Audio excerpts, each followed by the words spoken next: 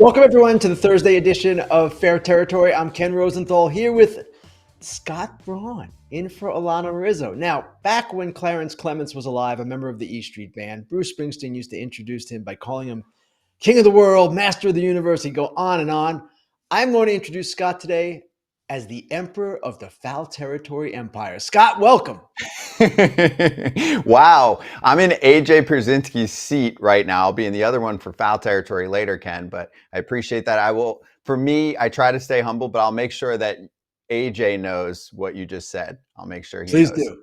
Yes, definitely. Emperor was the name, and we'll figure out a name for AJ maybe later on in the show, but I appreciate it. Let's get to biz. And to lead off today, we're going to look at 5 teams that you have pegged for very intriguing off seasons. Now, we'll preface it.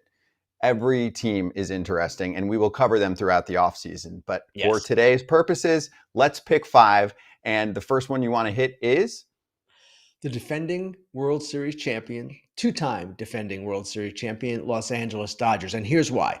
You might say, oh, Ken, come on, the Dodgers, yeah, they're going to be busy. Of course. But I had a rival executive tell me yesterday that he thinks the Dodgers are going to be even more active than usual this offseason because of the threat of either a salary cap in the next CBA or increased restrictions on spending. So this might be the last chance saloon for the Dodgers to go nuts once more. So what would that mean?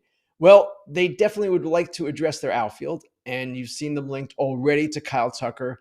Trent Grisham is another player that they've liked in the past, according to the Athletics' Fabian Ardea. And it's going to be interesting because Teoscar Hernandez did not have the same kind of year this year that he did last year, and his defense has declined. So that is one area I would expect they're going to address the bullpen in some fashion again. Maybe they go out and get another closer to top off Tanner Scott. So the Dodgers are definitely a team to watch, and maybe the team that ultimately lands Tucker. We'll see. It's funny. I felt like fans really got pissed off at the end of the offseason when they signed Tanner Scott and Kirby Yates. They weren't factors in the postseason. So didn't make the roster. In mind. Nope, didn't make the roster. Okay, next up. Next up, let's see who I have here. I would say, oh, yes, the Philadelphia Phillies. Now, this is another interesting team for a lot of reasons. One, they're free agents. Schwarber, Realmuto, Ranger, Suarez. And with the Phillies, they want to re-sign Schwarber. They want to re-sign Realmuto. They probably need to re-sign both because they don't have people to replace them internally. They just don't. They're already at $259 million in the luxury tax payroll. So if they re-sign those guys, what does that take them to? $299, something along those lines. They're running out of room. They don't want to spend much more money than that. So how do they do this? Can they get in on Kyle Tucker? It would seem to me no is the answer because I don't know that they can do one more big contract. Alex Bregman would fit into the same category. But third base is a possibility if they trade Bohm, which they've talked about doing forever. An outfielder would be a possibility. They're going to be really interesting to watch. I just don't know how they're going to make it all work because you really can't trade any of your big money players. They're players that you want. Turner and Harper and Wheeler, all these guys. You're not trading any of them. So how do you somehow create payroll flexibility if indeed that is what the owner, John Middleton, wants to do? You would think even he has a limit. I guess we're going to find out.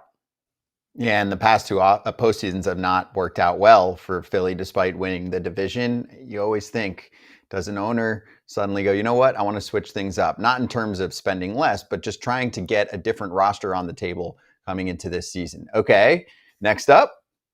Next up, the Boston Red Sox. And they're intriguing for a lot of reasons, namely Alex Bregman. We know what Bregman meant to that team. We know that he was not simply a guy who played well when healthy, but also someone who is transformative in the clubhouse. He makes other players better. He is constantly in tune with the game, seeing things, and that is value that you can't quantify, obviously. What if they don't sign Alex Bregman? That's the question. You could play Marcelo Meyer at third. That's one way to go about it. And go sign another corner infielder, maybe a Pete Alonso. That's one area that they're going to need to address, the corner infield. The other would be starting pitching. And of course, they made the great trade for Crochet last year, but they could use one more. And will they be active in free agency, or will they again try to trade because their farm system remains strong, Trade candidates include Tarek Skubal. We'll be talking about him all winter. Hunter Green, Joe Ryan. The Red Sox thought they were close on him last year. Close doesn't work at the deadline. Sorry. Sandy Alcantara and Freddie Peralta. Fans like to simplify things, and I think they go, okay, you traded Rafi Devers. What are you doing with that extra money? They are looking exactly at that big chunk of money and saying, where is that going? And not in the future. They want this offseason to be a time period where all of a sudden that gets spent. And they're not wrong about that, Scott. That's what the Red Sox said they were going to do. We're trading Devers to create pet flexibility for the future. Well, let's go. 5 intriguing teams to watch this offseason continues right now. And the fourth one on the list? The Atlanta Braves.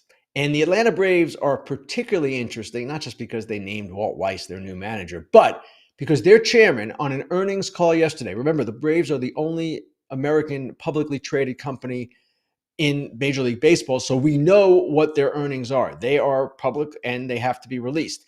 He said on an earnings call yesterday that he expects the Braves to go back to being a top 5 payroll team. They were a top 9 payroll team this year. They ranked 9th in payroll. So what would that signal to me? That would signal to me that they're going to be aggressive. And the other thing, the other motivator for them to be aggressive is they missed the playoffs for the first time since 2017. The president of baseball operations, Alex Anthopoulos, has been quite open about not being happy with that outcome. So I do expect them to be busy. Shortstop is the big question. Can you re-sign Ha-Seong Kim, who opted out as they expected he would? Or do you have to find some other solution? That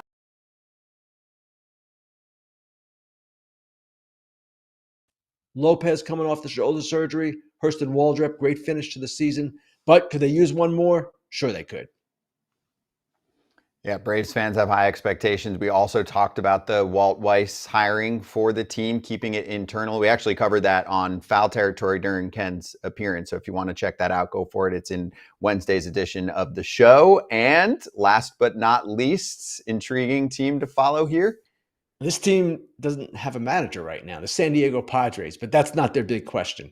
Their big question is going to be reconstructing their pitching. Darvish out for 2026 after a UCL repair. Dylan Cease and Michael King are free agents, as is their closer, Robert Suarez. What their payroll flexibility will look like, we don't know yet. They're also going to have to address first base, where Arias is a free agent. They could move Cronenworth back there, maybe get a second baseman. There are all kinds of ways to do it. We know A.J. Preller will be aggressive. We know they have the capability, at least, or the possibility of moving Mason Miller and or Adrian Morejon into the rotation. They're going to have to be creative. That's the bottom line for the Padres, and they're going to be really interesting to watch as we go forward here. Wow, and actually, it looks like we potentially might have breaking news on the Padres. Let's take a quick break, and then we'll digest that and come right back with maybe some breaking news. Omaha Steaks is the official sponsor of tailgating. Yes. Tailgating. And I know about tailgating. This guy knows. You want a good burger? Mm-hmm. Omaha Steaks. I've even gone so far as to buy little charcoal grills that you can take with you that are about the yay big, and take my Omaha Steaks and put them on a grill right there and eat them before a game, and sometimes even after. For more than a century, Omaha Steaks has delivered the world's best steak experience. We all know it's not just about the steaks. And if you want the ultimate tailgating experience, you're ordering the steaks, shrimp cocktail, sign me up. And the burgers are next level, as you would expect. You can even do the chicken on a grill. The That's chicken right. breast, the chicken right on the grill. Boom. Make game day delicious with the official sponsor of tailgating. Visit omahasteaks.com and get $35 off with promo code FOUL at checkout. That's omahasteaks.com and promo code FOUL at checkout. Terms apply. See site for details. We are back. Ken is working hard right now. We should have him back pretty soon. So it's weird. We're talking about the San Diego Padres as the 5th team, and we didn't go in any particular ranking order. We just hit 5 teams, intriguing ones to watch this offseason. Ken finishes with the Padres. I kid you not, as I'm looking down at my phone for a second to see when we're going to go to break and what we're going to bring up next, looking for Grillin Ken questions, you see Kevin Acee with a report that the Padres have made their decision, and that is Craig Stammen as their next manager. So Ken is back. Ken, this has been a windy road. Mike Schilt out. That's a surprise. Pujols spending 9.5 hours on a meeting, but it's Craig Stammen who emerges as the new manager. Your thoughts? Definitely a surprise. He was not someone that was thought to be even in the mix. Now, he is a former major league pitcher, of course. He has been in the Padres organization in their front office. Schilt was in the same kind of category when he was hired by the Padres to replace Bob Melvin. So it's a surprise. I am always skeptical. I will remain skeptical my entire career of guys who have never managed coming in and taking a team like the Padres. But we've seen success stories over the years. Aaron Boone, Stephen Vogt. You can look at each one of these and say, well, they had no experience, no coaching experience. What's up with that? But we will see how this goes with Craig Stammen. It's a very interesting choice, to say the least. He is someone who is, what's the word I'm looking for here? Quite engaging. He's a guy who's kind of popular, good personality, and I expect him to be, at least in that respect, a good choice for them. Now, can he run a game? Can he handle the club in the clubhouse? Who knows? You never know with any of these guys. But this is not the most radical hire we've seen this offseason. I would put Blake Butera up there and Tony Vitello, but certainly a surprise for the Padres. And a little more context on the background of Stammen, if you forgot about his playing career for fans listening right now. He spent his final, 6 seasons with the Padres. He retired and finished up in 2022 at 38 years old. He's currently 41 years old. Background-wise, he's been a part of the organization since 2023. So basically right into that special assistant type of role. And I'm trying to look into more of what he was covering during that time period, worked with both the major league team and minor league affiliates. So this is someone that they know well. It is. And what's also interesting here, Albert Pujols was a candidate for the Los Angeles Angels job, did not get it. Was a candidate for the San Diego Padres job, did not get it. The only remaining opening is the Colorado Rockies. And if I'm Albert, I don't want that job. So he was someone who came into this offseason wanting to manage. And with all these openings, it appears he is not going to get that chance, at least at this point. So that is surprising too. This whole thing is surprising with the Padres because the names we heard on their search were Albert Pujols, Ruben Niebla, their pitching coach. We will see if he stays now. Ryan Flaherty, who was a coach with the Cubs, but had been part of that organization too, and Nick Hundley. They chose Craig Stammen. Interesting choice. One follow-up on Pujols. Yeah, it doesn't seem like he's going to be a manager for this coming season, at least not at the start of the season. And based on him being available and being involved in these interview processes, he clearly wanted to be a manager next season. Now, he will manage the Dominican Republic team in the World Baseball Classic if he doesn't manage a team, which it seems like that'll be the case. I'm wondering what he does next year in general. Does he consider any type of role within an organization to be more involved? I know right now he's technically part of the Angels organization based on the personal services agreement he has with them. So I'm curious what the next year looks like, Albert, to put himself in a position for 2027 as a manager. It's a good question. He could continue on MLB Network. He will remain visible in that role. Does he work for a team in some capacity? I would tend to doubt it. He, like you said, he has that personal services contract with the Angels. They'd have to somehow come to an agreement on that. But I don't see Albert as a bench coach somewhere. He has no experience in that. Of course, no experience as a manager either. Could he be some other kind of coach for a team? I guess, but I just don't see that. He wants to manage. And at some point, I believe he will get his chance to manage.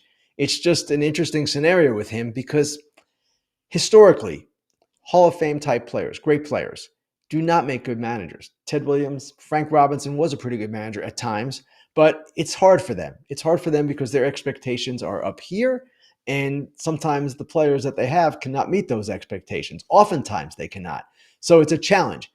Pujols would be a fascinating case study as manager to see how he would handle this, but at least as of right now, it does not appear, as you said, Scott, that he's going to have a job managing for this season. We'll have much more on this on the FT Network. I feel like this is definitely my obligation. Ken calling me emperor at the top of the show of the FT Network. I'll say I'm co-emperor, so I will throw this out there. Friar Territory is part of the FT Network. That's our Padres dedicated show. Kyle Glazer, Heath Bell, Mike Cameron. They will have a show, I'm sure, at some point today with the breaking news. Foul Territory is coming up. If you're watching live right now in 45 minutes, We'll lead off the show with that topic as well. We've been all over the Pujols interviews, so a lot more to cover there. But let's get to some questions now with Grillin Ken.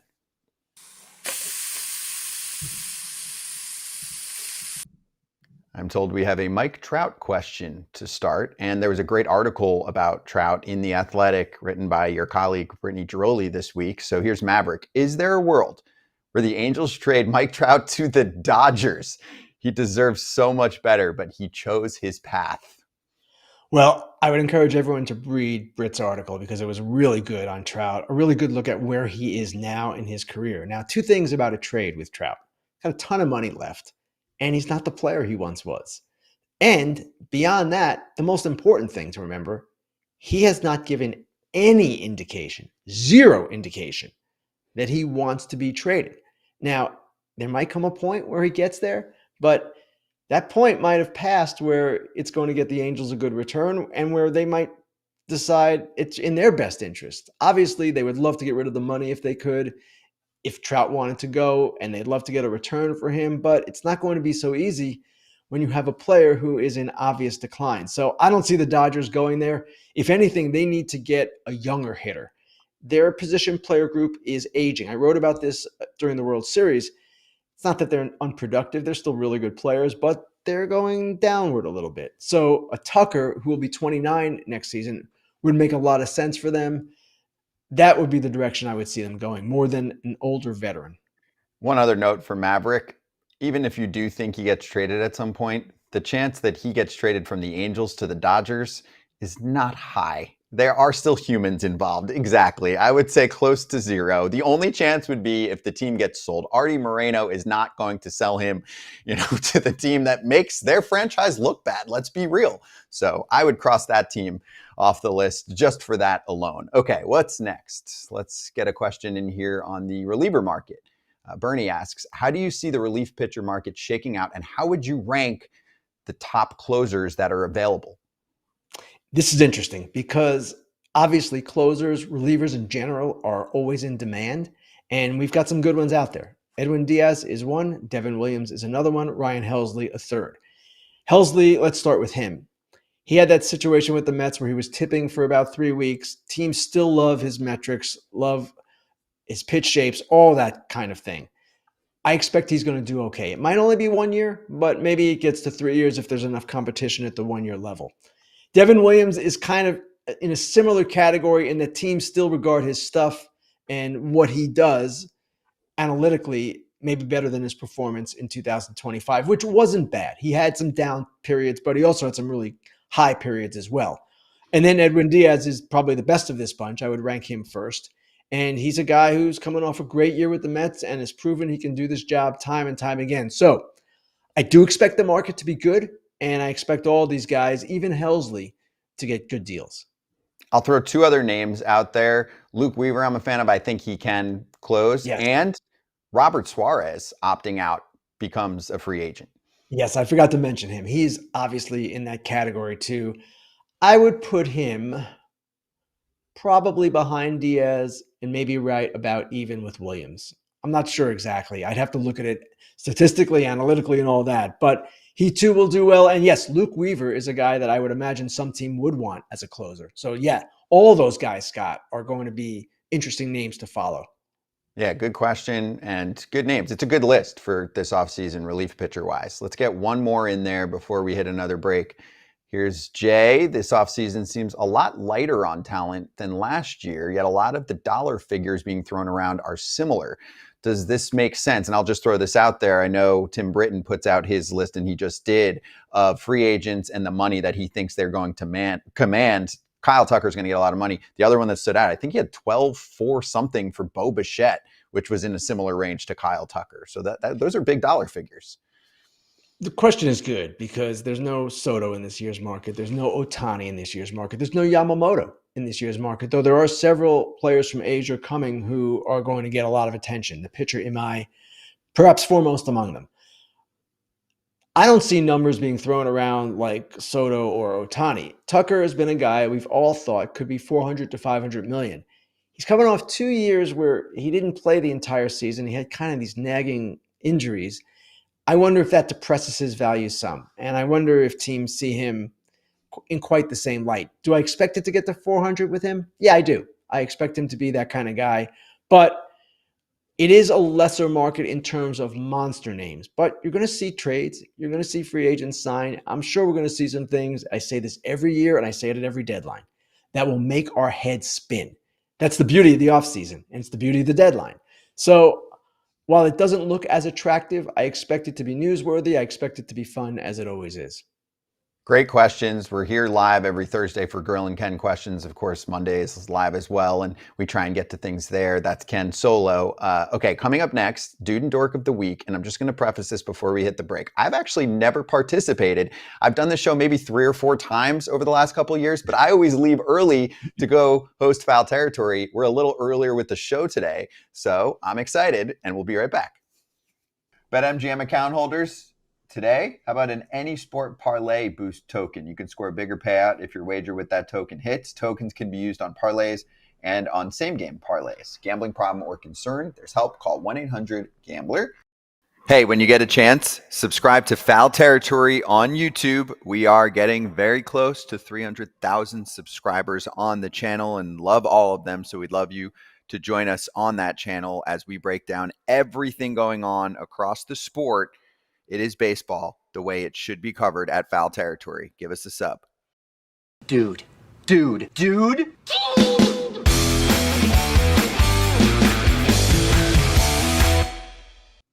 Let's do this. Dude of the Week, Ken. Miguel Rojas. And I know we're a little bit away from the World Series now. It's been a few days, but my goodness. We're talking about a game-tying home run in the World Series by a guy who had not hit a home run off a right-handed pitcher all season. He had hit one off a right-handed position player, one, but not a pitcher. And the thing I love about Miguel Rojas is what Dave Roberts said after it. And remember, he had just been inserted into the lineup in Game 6 because Roberts wanted him to give them a jolt of energy.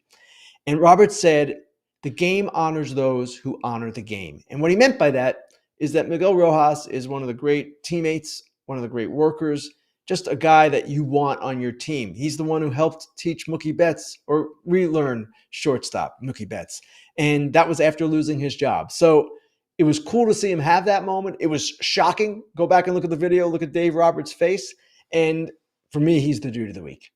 Yeah, he's a glue guy. Gave up his number for Roki Sasaki. I know a lot of guys would do that, but he's just involved in a lot of things when you talk about the Dodgers, despite not being one of their stars. I'll go with mine, and a picture is worth 1,000 words in this case. I'm sure there will be feature stories written about Kirby Yates. Not a factor in the postseason for the Dodgers, but still, it is every ball player's dream to win a World Series. And he said if he won a title, he would get Kirby, the animated character, video game. You can play him in Super Smash, all that, right? On his butt cheek with the World Series trophy.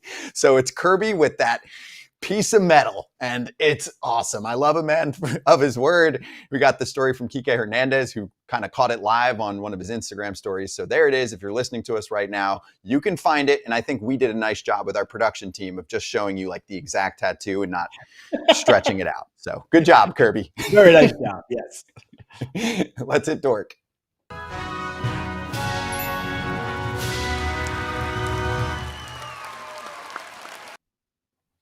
All right, Scott. Now I'm looking at my watch, checking the date.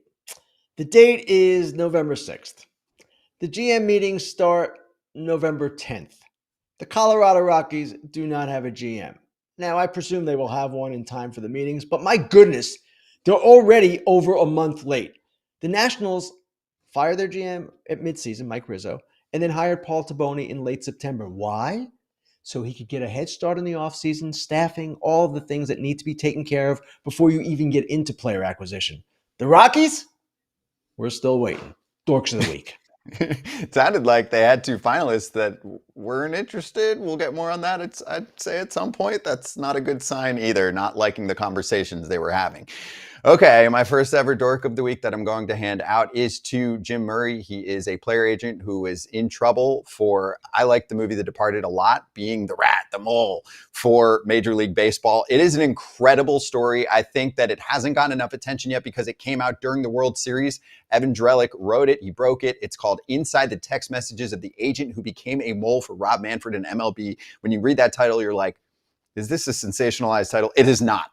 The story is worth the read. Then we also did a follow-up with Evan on our show. We talked about that. We talked about the Tony Clark Players Way situation. So there's a good podcast and video clip on YouTube to check that out. But Jim Murray, for me, Ken, Dork of the Week. And I won't say much more besides that he was basically smashing players and working against them despite representing them. So if you want more, please give it a night. You need like 5-10 minutes because you're going to be jaw-dropping when you read this.